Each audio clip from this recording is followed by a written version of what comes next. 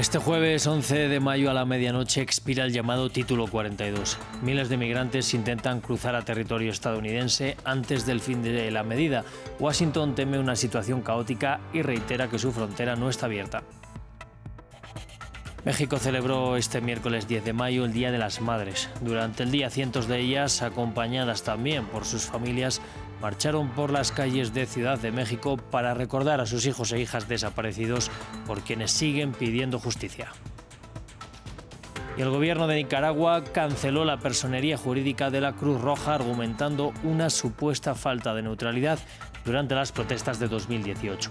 La organización sin ánimo de lucro pasará a ser un ente adscrito al Ministerio de Salud.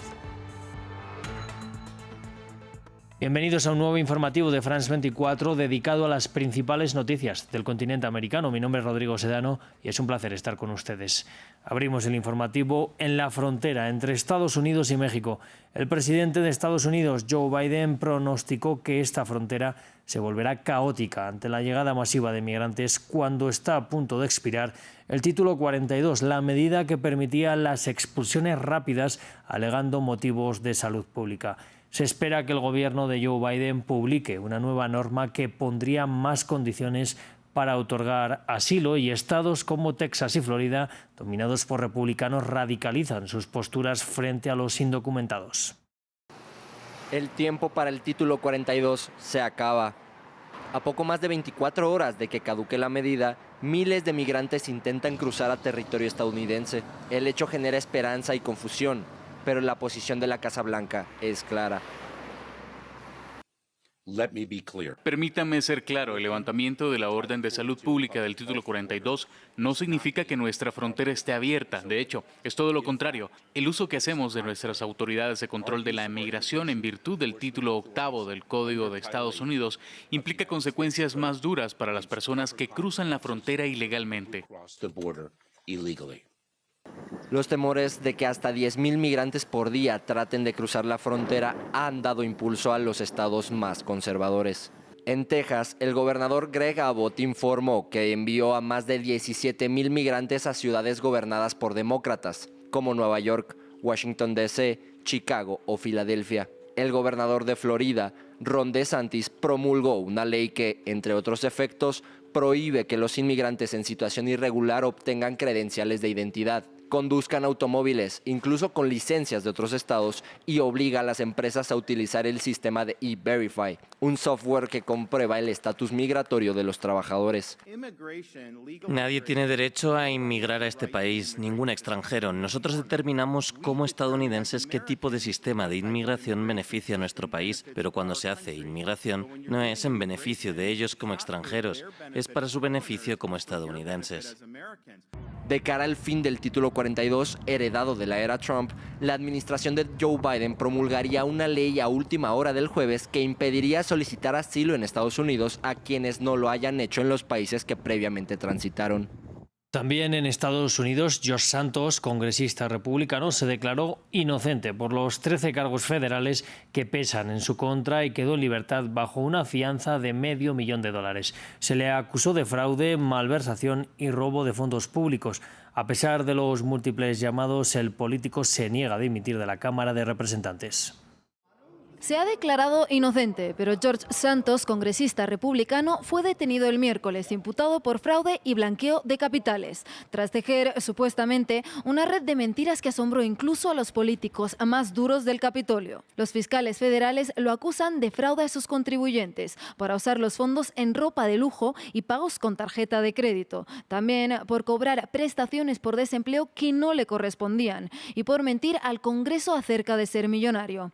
Aunque muchos legisladores republicanos ya han pedido a Santos que renuncie, los líderes de la Cámara insisten en que es inocente hasta que se demuestre su culpabilidad.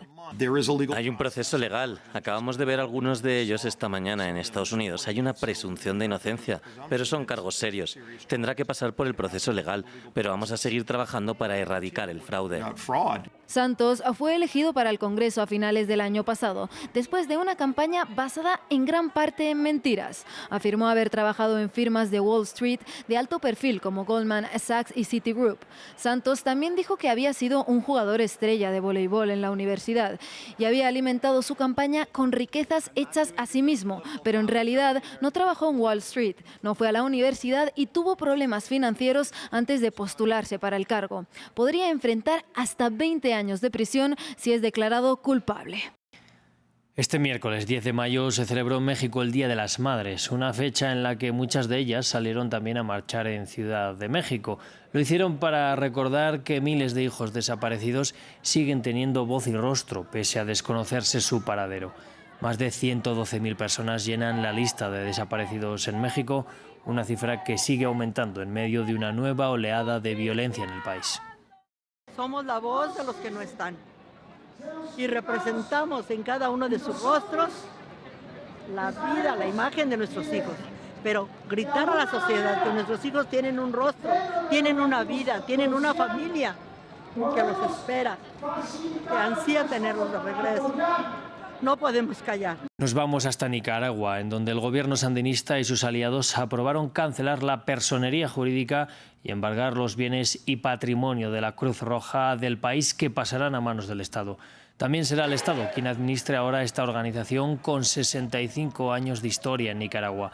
El gobierno de Daniel Ortega acusa a la Cruz Roja de haber actuado en contra de los principios de humanidad, imparcialidad y neutralidad durante las protestas antigubernamentales de hace 5 años que dejaron cientos de muertos.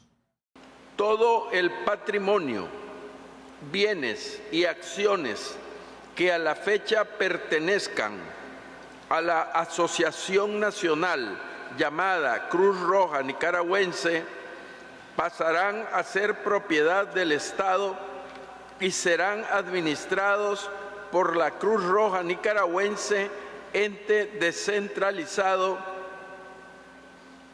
adscrito al Ministerio de Salud, MINSA. Y Ecuador anunció la mayor conversión de deuda por protección de la naturaleza realizada jamás en la historia. El procedimiento financiero reduce pasivo y genera un ahorro millonario destinado a la conservación de las Islas Galápagos. Sobre el canje de deuda más grande en el mundo para conservar. Un negocio que rinde frutos. Ecuador canjeó parte de su deuda por naturaleza por medio de una operación financiera que le permitirá reducir sus obligaciones y ahorrar millones de dólares que ahora dedicará a la conservación. Ha logrado el canje de deuda por conservación más grande de la historia de la humanidad, generando un ahorro de 1.100 millones de dólares al servicio de la deuda. Con ello, 450 millones de dólares se invertirán en la protección de uno de los ecosistemas más increíbles del planeta, las Islas Galápagos.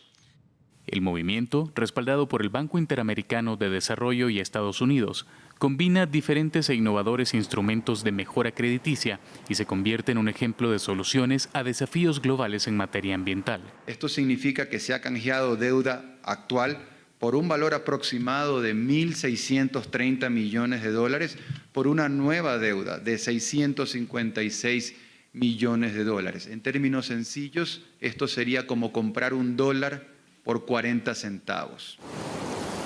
Los canjes de deuda por naturaleza fueron populares en los años 80 durante la crisis de deuda de América Latina, cuando los países dejaban de destinar dinero a la protección ambiental. Hoy resurgen como una oportunidad tras una nueva crisis provocada por la pandemia. La mayor conversión de deuda por naturaleza del mundo permitirá a Ecuador proteger a perpetuidad esta reserva compuesta por 13 islas que son el hogar de 3.500 especies, el 25% de ellas catalogadas como especies endémicas. La Fiscalía del Estado de Goiás, en Brasil, acusó a 16 personas, incluyendo a 7 futbolistas profesionales, de arreglar partidos como parte de un presunto esquema relacionado con apuestas ilegales. El central del Santos, Eduardo Bauerman, ya apartado del equipo, está acusado de haber recibido $10.000 por ser amonestado con una tarjeta amarilla en un duelo del año pasado. El Ministerio Público Estatal tiene bajo la mira 13 encuentros de la primera y la segunda división del fútbol brasileño, 8 de ellos jugados en 2022. Hoy otros 4 equipos apartaron a 5 futbolistas que están investigados, mas no imputados. Hasta aquí este informativo. Sigan conectados a France 24.